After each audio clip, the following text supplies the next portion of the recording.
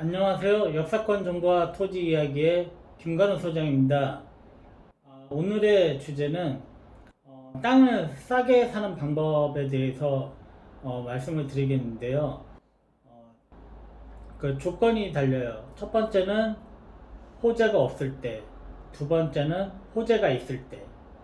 어, 지금은 이제 먼저 호재가 없었을 때, 호재가 없을 때는 땅값이 그렇게 올라가지는 않은 상태에서 거래가 되고 있죠. 사실상 거래도 잘 안 될 거예요. 호재가 없기 때문에. 그렇다고 해서 그분들은 싸게 내놓지도 않아요. 급할 게 거의 없다 보니까 싸게 내놓지는 않은데 그 시세를 먼저 돌아다니면서 파악을 하시는 게 첫 번째 과제예요.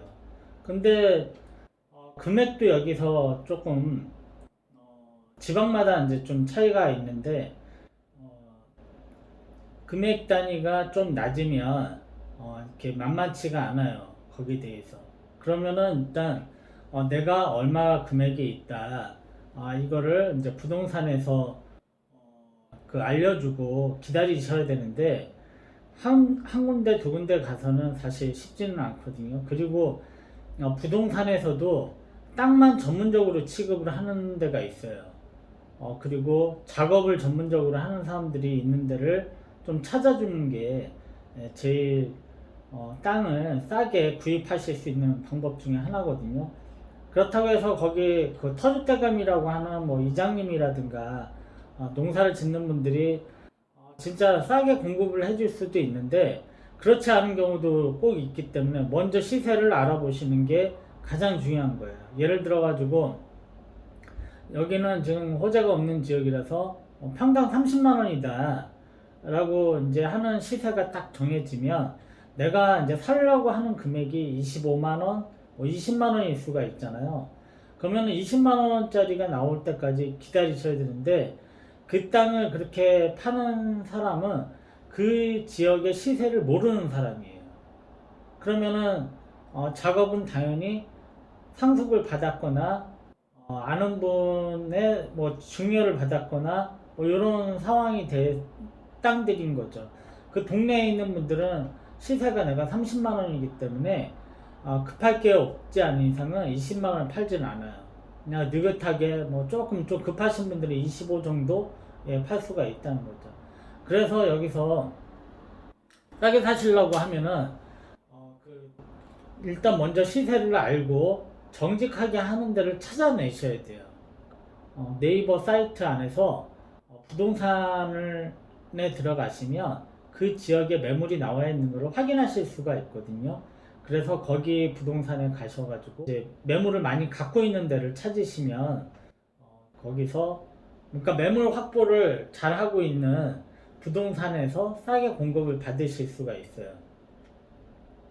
그리고 이제 사시는 것도 중요하지만 내가 이제 팔 수 있을 것인가 이런 거를 고민도 하셔야 될 거예요. 뭐 내가 이제 여기서 집 짓고 내가 평생 사실 거면 뭐 그런 금액에 대해서 개의치 않고 하시면 될 것 같습니다.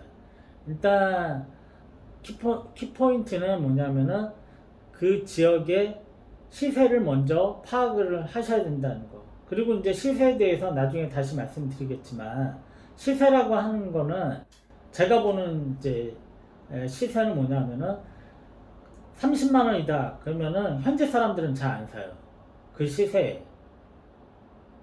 현재 사람들이 산다고 하면은 25 이하라고 저는 보고 있거든요. 그렇다고 하면 사실 경쟁하기가 좀 쉽지가 않죠. 지역에서 이제 그 사람들이 그 물건에 대해서 관심이 많거나 그런 상황이면 그 지역 주민하고 나하고 그 매물에 대해서 경쟁자가 돼버리는 경우가 있어요. 그리고 싸게 공급이 된 땅이라고 생각이 되면 그 지역에 가서 빨리 파악을 하시고 먼저 계약금이라든가 이런 거를 먼저 지급을 하시고 들어가셔야 돼요. 그렇지 않으면 현지 사람한테 그 정보가 들어가서 그 사람들이 사실 수가 있어요. 마찬가지로 그래서 그 부동산에서도 저를 믿고 이렇게 신뢰를 받고 저한테만 이제 물건을 받을 수 있게끔 그거를 미리 신뢰관계를 형성을 해주는 게 낫겠죠. 근데 얼마 되지도 않는 금액을 가지고 이렇게 한다고 하면 별로 좋아하지는 않아요. 그래서 싼 금액이 하면 조금 복비를 넉넉하게 준다고 좀 뭐 예를 들어 1억짜리면 100만원 줘야 되는데 한 500만원 주신다고 이렇게 해 주셔야지 그분들이 적극적으로 이제 그거를 해보려고 하는 거예요. 그거에 대해서 그분들은 이제 신뢰를 그 돈에 약간 이제 좀 따라서 열심히 하실 수가 있다는 거예요. 그래서 지금 첫 번째는 호재가 없었을 때 시간을 좀 두고 기다리시면서 거기서 저한테 싸게 공급해줄 부동산 사장님을 찾는 게 이제 중요합니다. 그러니까 첫 번째는 호재, 아니, 첫 번째는 시세를 파악한다는 거.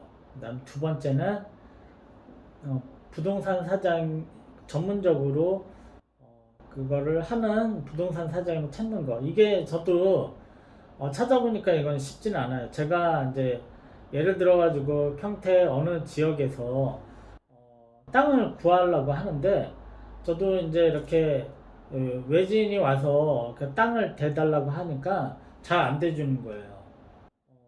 그리고 자기네들이 팔기 좋은 건 본인들이 팔아요. 그리고 팔기가 좀 어려운 금액대가 좀 있고 그런 것만 저한테 이제 주게 되거든요. 그런데 저 같은 경우는 이제 거래를 많이 하게 되면 소문을 듣는 거예요. 거기서 이제 누가 이렇게 거래가 하는 부동산에서 누가 거래를 많이 한다더라고 하는 그 소문이 이제 사사사 스멀스멀 이제 그 지역에 퍼지면서 물건 대주는 사람이 나타나게 되는 거예요. 물건을 대주는 사람하고 자주 보다 보면 그 사람하고 저하고 직접 연결되는 경우가 있는 거예요. 그래서 이제 바로바로 중간 다리가 없어지고 바로 거래가 되기 시작하는 거죠. 그래서 그렇지 않잖아요. 그냥 뭐 나는 하나 이 정도 조그만 거 하나 살라고 하는 부분이다 보니까 그렇게 찾아내는 건 사실 쉽지 않은데 그래도 땅을 전문적으로 하는 데를 그런 부동산을 찾거나 뭐 저한테 의뢰를 하시면 제가 하는 지역 안에서는 그렇게 해드릴 수가 있겠죠. 일단 오늘은 호재가 없을 때 땅을 싸게 사는 방법에 대해서 말씀을 드렸습니다.